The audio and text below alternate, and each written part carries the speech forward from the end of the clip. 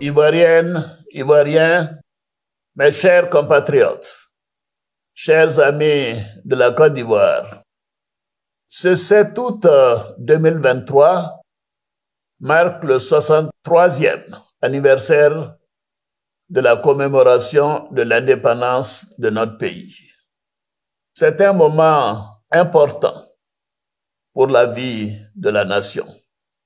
Cette année, cette célébration se tient dans un contexte de deuil national, suite au décès survenu le 1er août dernier de mon aîné, le président Henri Konan Bédié, ancien président de la République de Côte d'Ivoire. Au moment où je m'adresse à vous, je voudrais saluer la mémoire de ce grand homme d'État qui a marqué son époque et notre pays. Je réitère mes condoléances à son épouse, Madame Henriette Bédié, à sa famille, à son parti politique, le PDCI-RDA, et à tous les Ivoiriens. Chers frères, chères sœurs, en dépit d'un contexte mondial difficile, marqué par les effets négatifs de la pandémie de Covid-19 et la guerre en Ukraine, l'économie ivoirienne poursuit sa dynamique de croissance avec un taux de 6,7% en 2022 et une projection de plus de 7% par an pour la période 2023-2025. Par ailleurs, l'inflation a pu être maîtrisée grâce à la politique monétaire menée par la BCEAO et les décisions prises par le gouvernement de subventionner les produits pétroliers et de plafonner les prix de plusieurs produits de grande consommation. Les grands équilibres macroéconomiques sont donc maintenus. La bonne gouvernance et la lutte contre la corruption se renforcent chaque jour grâce à l'action du gouvernement et des institutions compétentes. Pour consolider les bonnes perspectives de l'économie ivoirienne et accélérer sa transformation structurelle, nous avons conclu un programme économique et financier de dernière génération avec le Fonds monétaire international. Les réformes identifiées dans ce cadre, que le gouvernement du Premier ministre Patrick Achi met en œuvre avec vigueur, accordent une place centrale au secteur privé et à l'instauration d'une fiscalité mieux adaptée à la structure actuelle de notre économie. Comme j'ai eu l'occasion de le souligner, nous sommes déterminés à faire émerger des champions nationaux dans tous les secteurs de notre économie et à poursuivre l'amélioration de l'environnement des affaires. Pour donner un meilleur cadre de vie aux Ivoiriens et renforcer la compétitivité de notre économie, les grands chantiers d'infrastructure se poursuivent. C'est dans ce cadre que nous avons récemment procédé aux inaugurations du parc des expositions d'Abidjan, de l'autoroute Yamoussoukro-Thiébissou, ainsi que de l'usine d'eau potable de Lamé. Le pont de Cocody sera inauguré dans les prochains jours et d'autres infrastructures structurantes seront bientôt terminées, notamment l'autoroute Thiébissou-Bouaké, la côtière Abidjan-San Pedro-Grand Bérébi, le pont reliant Yopougon au plateau, l'autoroute de contournement d'Abidjan, ainsi que la centrale solaire de Boundiali, les barrages hydroélectriques de Gribo-Popoli et de Sengrobo-Awati.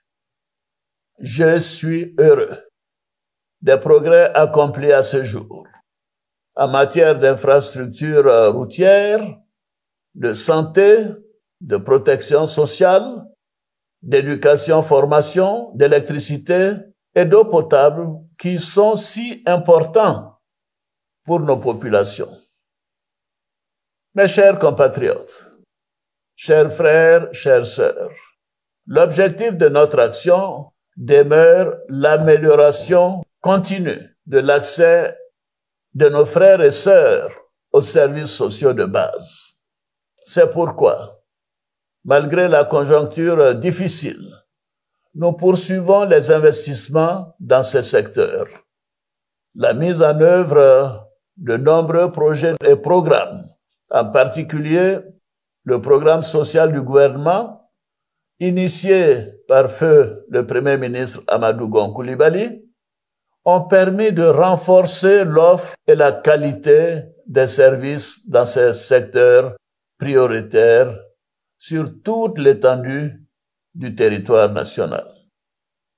Conformément à nos engagements, nous avons redistribué les fruits de la croissance à travers des mesures sociales fortes, telles que la revalorisation du SMIC, l'augmentation de la rémunération des fonctionnaires, ainsi que des fonds alloués à l'entrepreneuriat et aux initiatives des jeunes. À cet égard, je voudrais indiquer que le programme jeunesse du gouvernement est une nouvelle approche dans la prise en charge des besoins de nos jeunes dans leur diversité, en mettant l'accent sur la formation, l'encadrement, l'insertion professionnelle et le développement des compétences. Ce programme est doté d'une enveloppe globale de 1118 milliards de francs CFA pour la période 2023-2025. En effet, dans un contexte international marqué par de nombreuses crises et d'importants bouleversements, notamment la guerre en Ukraine qui perdure, les naufrages tragiques en Méditerranée, nous devons demeurer à l'écoute de nos jeunes et des populations les plus vulnérables. Nous devons renforcer leur sécurité, encourager la participation active de la jeunesse à la vie de la nation et leur fournir un cadre de vie favorable à leur épanouissement, car ils seront les élites de demain. Mes chers compatriotes, les institutions sont le socle de la nation. Elles assurent la protection des citoyens et garantissent les droits et libertés de toutes les Ivoiriennes et de tous les Ivoiriens. La récente modification constitutionnelle qui vient d'être adoptée par le Parlement, réuni en Congrès, permettra plus d'efficacité dans l'examen des projets de loi soumis au Parlement par le gouvernement, en faisant coïncider la période de travail parlementaire et celle du travail gouvernemental. Comme vous le savez, chers compatriotes, le 2 septembre prochain, les Ivoiriens seront appelés aux urnes pour renouveler les élus locaux que sont les conseillers régionaux et municipaux. Les élections sénatoriales pourront donc être programmées pour le 16 septembre 2023 avec la participation de tous les partis politiques, car les sénateurs ont été maintenus en fonction depuis décembre 2020, en attendant le renouvellement des conseillers régionaux et municipaux par tous les partis politiques. Je souhaite que toutes ces élections se déroulent dans un climat de paix et de fraternité. Il y va de la consolidation de nos acquis démocratiques. J'en appelle donc au sens des responsabilités de tous les candidats, des partis politiques et de l'ensemble de nos compatriotes.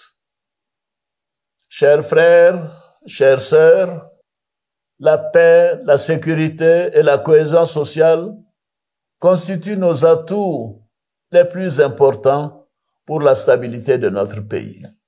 Nous devons maintenir ce climat de paix et de sécurité pour poursuivre la dynamique de développement socio-économique de notre beau pays.